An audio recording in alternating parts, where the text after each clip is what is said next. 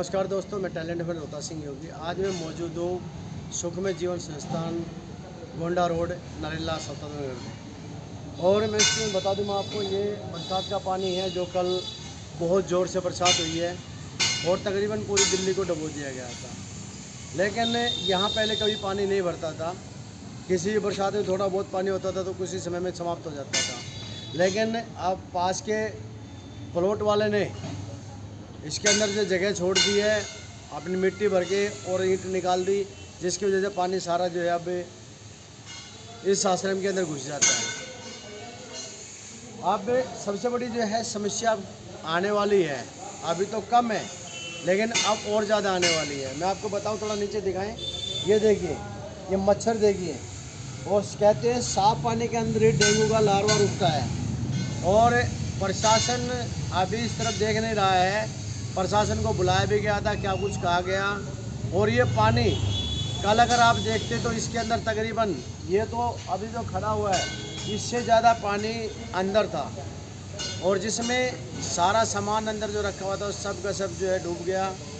जितने कागजात थे, चाहे वो प्लॉट के हो या संस्थान के या यहाँ पर आने वाले जो मरीज़ हैं जो अपना यहाँ इलाज कराने के लिए आते हैं, उन लोगों के कागजात वो सब के सब यहाँ पानी में सुहा हो चुके हैं। तो ऐसे में मैं पहले एक मिनट कहूँगा, थोड़ा देखिए कि डेंगू का लार्वा जो इसको दिखाए अच्छी तरह से।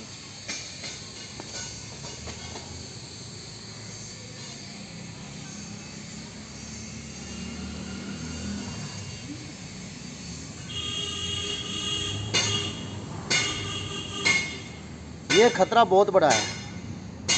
अगर हमने इस पर नहीं ध्यान दिया और इसको नहीं रोका तो ये क्षेत्र के अंदर बहुत बड़ी महामारी ला के खड़ा कर सकता है।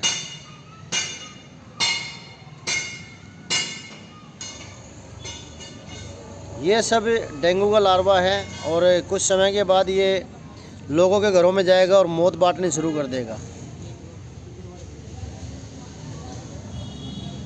इस पानी को निकालने में असमर्थ है इस संस्थान को चलाने वाली महिला जो विकलांग है, और कल वो यहाँ पर पानी में फंस गई थी। जैसे तैसे करके लोगों ने यहाँ से उसको निकाला। अब उसके बाद की क्या स्थिति है, प्रशासन को बुलाया, क्या कुछ मदद मांगी गई, क्या मदद मिली या नहीं मिली, अब वो चलिए वो जानते हैं। अब ये देखिए, बेड के अंदर जितना सामान था वो सब भीग चुका है और कीमती डॉक्यूमेंट भी इनके अंदर है हमारे। तो ये सारे कपड़े जितने भी हैं सब भीग चुके हैं, जितने भी कागज़ है वो सब भीग चुके हैं।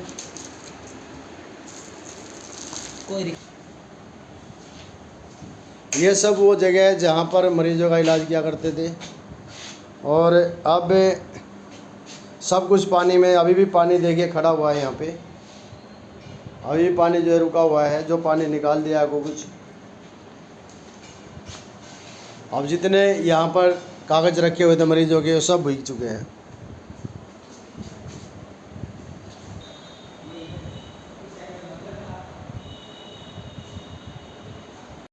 बिल्कुल ही बस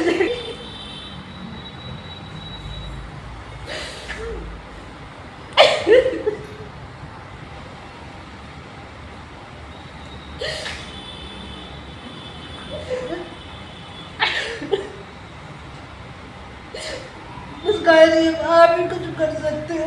मैं तो थक गया हूँ, 2 दिन हो गए अभी तक किसी ने किसी प्रकार की हेल्प नहीं की। मैं तो शुरू से आपके ही सहारे था, आपके सारे घर छोड़ा, आपके ही सहारे था, आपके सारे गुरुओं के साथ रहा, आपके ही सारे सब तक इसको चला रहा था। पर मैं थक चुका हूँ प्रभु, मेरे से नहीं होता, नहीं होता मेरे से प्रभु, नहीं होता।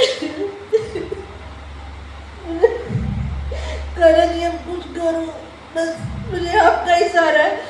जिस तरह से द्रौपदी ने कल हाथ खड़े कर दिए थे ना, उसी तरह कल मैंने भी अपने हाथ खड़े कर दिए थे। मुझे कोई बचाने वाला नहीं था। सुनीता तो मार। आपका सत्यवीर। सत्यवीर कहाँ रहते हैं? हम इनके सामने रहते हैं जो आश्रम है। कैसे, क्या पता लगा था आपको? बाबूजी, यहाँ पे बारिश हुई थी, इतना पता नहीं, हमारे लिए इतना पता नहीं था, इतनी बारिश हो जाएगी। इसमें इतना पानी भर गया था ताकि इनके लिए जो इसमें गुरुजी रहते हैं जो विकलांग हैं, ताकि उनके लिए निकालना हमारे लिए मुश्किल पड़ गया था। इतना इतना पानी सर जी भर गया था, आप ही बताओ। ताकि मतलब इनके लिए हम बहुत ही मतलब अपनी जान से खेल के इनके लिए निकाल के ले गए, ताकि मतलब हो सकता है यहाँ पे करंट भी आ जाए पानी में। फिर भी हमने ये बात नहीं सोची थी ताकि हमारे साथ कुछ हो जाए, हमने फिर भी इनके लिए बचाने की कोशिश। तो यहाँ कोई और नहीं आया, संस्था के लोग कोई नहीं आए यहाँ बचाने के लिए? नहीं, हमारे ही पास फ़ोन आया था।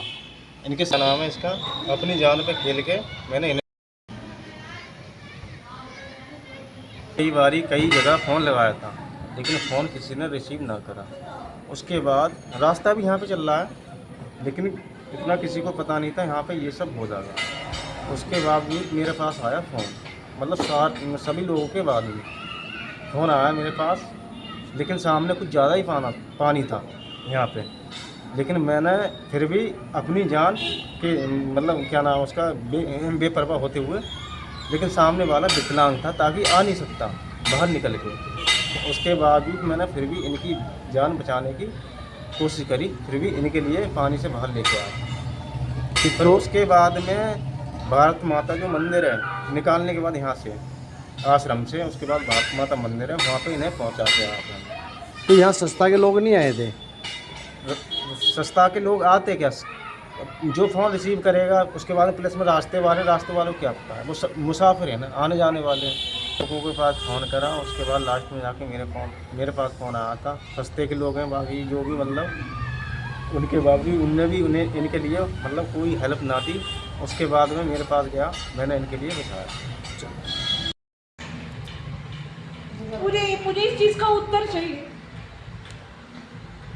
सिंगल साहब कहते हैं ना कि हमने ये सारा मेंबरों ने मिलके किया, मेंबरों ने कुछ नहीं किया। सारा रिकॉर्ड है मेरे पास, रसीदें हैं जो गुरुजी सिखाते थे, जो हमारे पास चंदा इकट्ठा होता था, हमारा निःशुल्क इलाज होता था, कोई फीस कोई पैसा नहीं लेते थे हम किसी से भी। 5-10 रुपए जो गुल्लक में डालता था, उन पैसों से हमने इकट्ठा करके ये भवन तैयार किया था। तो मैं आज अपने गुरु का साथ छोड़ के कैसे चला जाऊँ, बताओ मुझे न्याय चाहिए और मुझे न्याय नहीं मिल रहा इस चीज़ का। कहाँ जाऊँ मैं, मेरे को कुछ समझ नहीं आ रहा है। मुझे पता ही नहीं चल रहा मुझे बोलना भी क्या और क्या नहीं बोल। मजबूरी में आकर मुझे ये कदम उठाना पड़ रहा है, नहीं तो मैं कभी ये भी नहीं चाहता था कि मैं मीडिया के सामने आऊँ। जब मैं मतलब क्योंकि मैं साधु की अपनी मस्ती में मस्त रहता और मैं रहा भी। इन्होंने जैसे कहा मैंने सब तरह से इनके साथ समझौता किया। इन्होंने कहा कि दीवार निकालनी है, मैंने कहा कोई बात नहीं भाई साहब। इन्होंने कहा ऊपर का हाल देना, मैंने कहा कोई बात नहीं भाई साहब। हर चीज से मैं इनके साथ सहमत था, लेकिन आज मेरे सिर पे विपदा आई तो इन्होंने मेरी सुनी भी नहीं है। इन्होंने सुना तक भी नहीं मेरी मैं फोन कर करके परेशान हो गया। अगर कल कोई नहीं आता ना यहाँ पे तो ये मतलब इतना बुरा हाल था कि कल हम डूबते ही डूबते। इतनी ज्यादा समस्या थी। तो बताओ ना, बंदा करे भी तो करे क्या करे। मुझे किसी तरह से कोई हेल्प नहीं है, कोई सिंगल है चाहे कोई भी, मेरे लिए कोई भी नहीं है। मर गए मेरे लिए सारे के सारे लिए मर गए मेरे लिए। जब इंसान के साथ इंसानियत ही मर जाती है तो सब मर गए। मुझे किसी ने आके ये नहीं पूछा कि आपने खाना खाया कि नहीं खाया, मुझे किसी ने आके ये नहीं पिया, किसी तरह से कोई हेल्प नहीं आई। मेरे ये 2 बच्चे वहां से आ रहे हैं, देख लो इनकी एज देख लो, मेरे को गुरु मानते हैं ये, इनकी एज देखो। ये बेचारे कल पानी की वजह से आ नहीं पाए, पर आज ये आकर मेरी यहाँ हेल्प कर रहे हैं। ये 2 दिन के बाद आज खाना खाया मैंने और वो भी ये लेकर आए हैं। बताओ, मेरे बच्चे फोनों पे मेरे मोबाइल में देखो, उनकी आवाजें सुन लो। वो बेचारे वहां दूर दूर बैठे परेशान हो रहे हैं कि गुरुजी आपकी स्थिति कैसी है, आप कैसे हो, हम दूर बैठे आपके लिए क्या हेल्प कर सकते हैं। और यहाँ के बैठे लोगों ने मुझे फोन करके नहीं पूछा कि आप जी रहे हो कि मर रहे हो। इसलिए ना मैं सबसे हाथ जोड़कर एक ही विनती करता हूँ कि प्लीज इस चीज का कोई ना कोई न्याय होना चाहिए किसी न किसी तरह से। बस मेरी यही प्रार्थना आप सबसे, मुझे और कुछ नहीं चाहिए। गुरविंदर कौर। गुरविंदर जी, ये कौन सी जगह है? ये सुखमय जीवन संस्था है, आश्रम है ये। पिछले 5-7 सालों से हम संभाल रहे हैं, लेकिन 25 साल से जुड़ी हूँ मैं इससे। तो 5 साल से रेख देख में मेरी में था। कल क्या स्थिति हुई, कल इससे पहले भी पानी आया है पर तब इतना नहीं था, बचाव हो गया। लेकिन कल की स्थिति जो थी, मेरे पास कोई नहीं था आश्रम में, मैं बिल्कुल अकेली थी आश्रम में। कोई हेल्प के लिए नहीं था। मेरा जो साथ मेरा चेला रहता है वो भी बाहर गया हुआ था। और मैंने सबको फ़ोन किया। सबसे पहले मैंने भाई साहब को फ़ोन किया जो यहाँ के हेड हैं, सिंगला साहब, राजेंद्र सिंगला जी, उनको फ़ोन किया। मैंने 50 घंटियाँ करी लेकिन उन्होंने फ़ोन नहीं उठाया। बहुत टाइम के बाद फ़ोन उन्होंने उठाया जब लोग मेरे पास आ चुके थे। आसपास के लोगों ने, मेरे चेले ने इसको फ़ोन करा मैंने कि मैं डूबने वाला हूँ, अगर कोई हेल्प के लिए है तो भेज इसको। तो इसने फिर सबको फ़ोन किया क्योंकि मेरे पास किसी के नंबर भी नहीं थे। तो फ़ोन करके उन्होंने फटाफट आकर मुझे यहाँ से बाहर निकाला और मुझे भारत माता के मंदिर में एक बार लेकर गए, लेकिन उसका कोई सलूशन नहीं था। कोई भी बंदा मेरे पास आके ये पूछ कर नहीं गया कि आप जी रहे हो कि मर रहे हो। अगर कल यहाँ आसपास के लोग नहीं होते तो कल भाई साहब हमारी जल समाधि पक्की थी।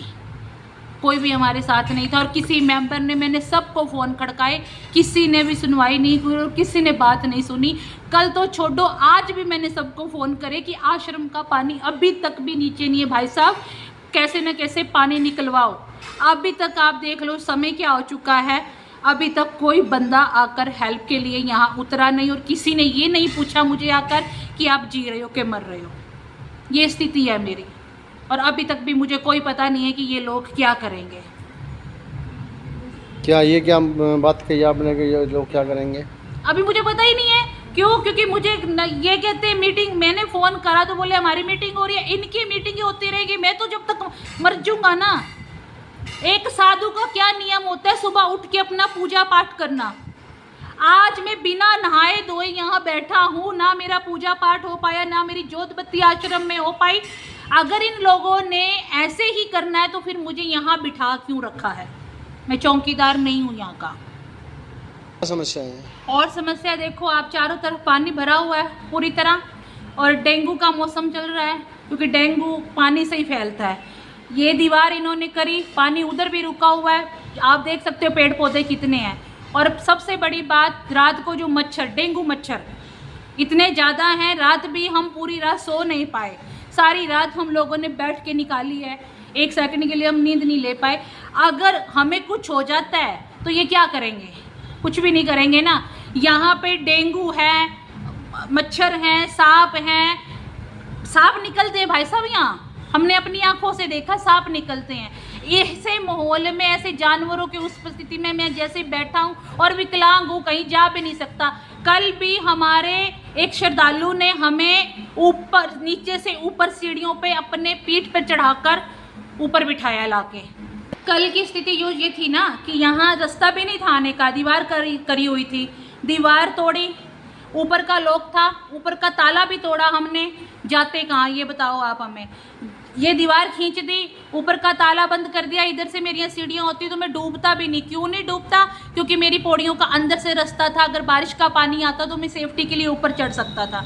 जब मैंने सारे तरफ देख लिया कि हेल्प के लिए कोई नहीं उतरा, तब मेरे जो श्रद्धालु थे बच्चों ने दीवार तोड़ी और दीवार तोड़कर ऊपर आने का रास्ता भी इन लोगों ने मेरे लिए नहीं छोड़ा कि मैं ऊपर कैसे आऊं। जब इन्होंने दान देकर भी ऐसा ही करना था, किसी और को सौंपना था, तो फिर दानवीर बनने का फ़ायदा नहीं था, फिर हमें बिठाने का फ़ायदा नहीं था।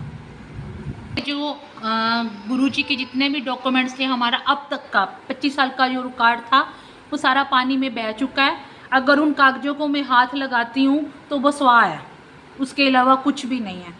तो अब मुझे समझ नहीं आ रही कि मैं क्या करूँ, क्योंकि तो प्रशासन से मदद मांगी आप लोगों ने? मैंने सब जगह से मदद मांग ली भाई साहब, मैंने कोई भी नहीं छोड़ा। मैंने सब जगह पे अपनी झोली फैला ली, सबसे हाथ जोड़ लिए, लेकिन मेरी मदद के लिए अभी तक तो कोई उतरा नहीं। सबको फ़ोन करे मैंने, हैं 112 पर भी मैंने फ़ोन करा। नगर पालिका वाले भी यहाँ पर आए, वो बोले जी हम यहाँ क्या करें, पानी अपने आप निकालो। जब हमने पानी अपने आप निकालना होता है तो आपकी मदद क्यों मांगते, क्यों आपको फ़ोन करते हम? किसी ने मदद के लिए कोई आगे नहीं आ रहा है। मैं निकालने खुद लायक होती, मैं खुद हैंडीकैप हूँ। आपने देखा ही है, मैंने बहुत सारी वीडियो डाली भी हैं, सोशल मीडिया पे भी डाली, फेसबुक वगैरह पे भी डाली, लेकिन वो कहते हैं ना कि एक गरीब साधु जो होता है ना, उसकी कोई सुनवाई नहीं करता।